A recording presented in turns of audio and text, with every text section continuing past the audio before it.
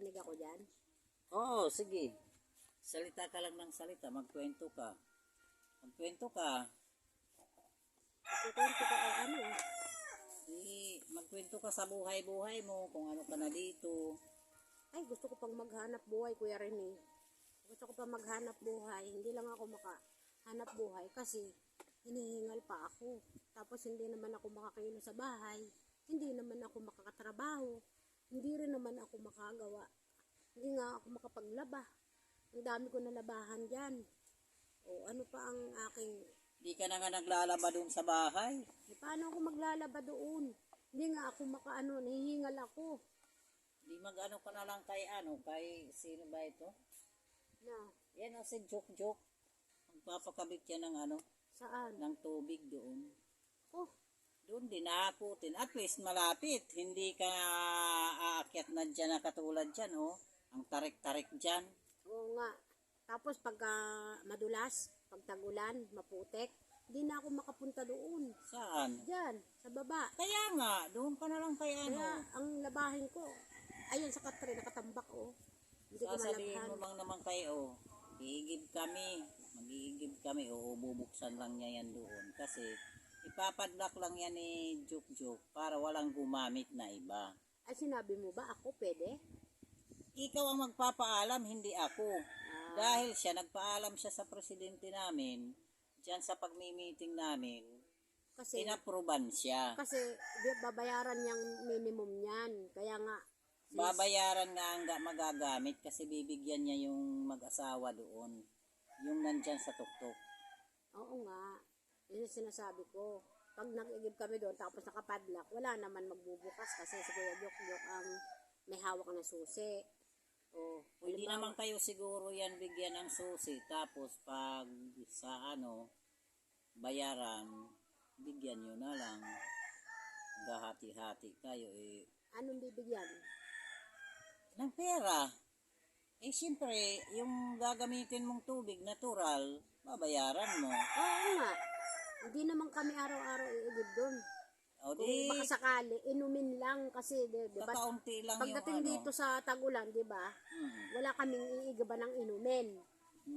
Maliban doon, ay si Elena nagpapabayad ng 10 pesos bawat isang igib. Ang mahal-mahal naman kung halimbawa ang isang container ang dala namin, 10 pesos yun. Hindi iyon pwedeng 5 piso. Kasi inaalok na kita na umigib ka doon sa bahay. Hindi naman kayo umigib. Sabi ko mag-igib kayo doon.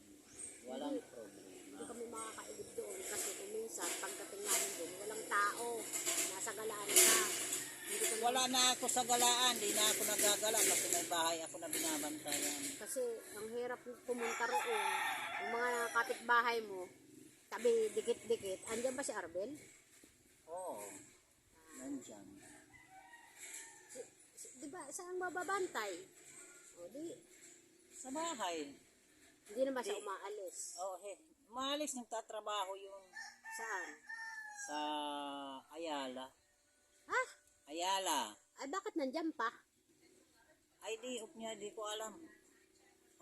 Weekly lang niya. Lingguhan lang trabaho niya. Lingguhan? Oo. Di, wala ka na naman kasama dyan. Ako kasi, Araw-araw naman umuwi yan. Ayala saan? Ayala dyan sa loob. Sa sinihan yan. Ayala? Oo. Kasama ni, Kasama ni, Jerry, hindi. Sa ibang sinihan yan, sa loob yan. Si Jerry nasa labas. binibigyan ka naman ni Arbel kada sweldo. Ako, hindi ko kailangan ng pera niya. Basta ang sabi ko, yung pera mo, sa'yo lang yan. Yung sa akin, pagkain natin. Sabi ko. Intindihin Anong mo sa yung akin pagkain natin? Ano yun? Yung, halimbawa, binibigyan ako ng mga pamangkin ko ng pera.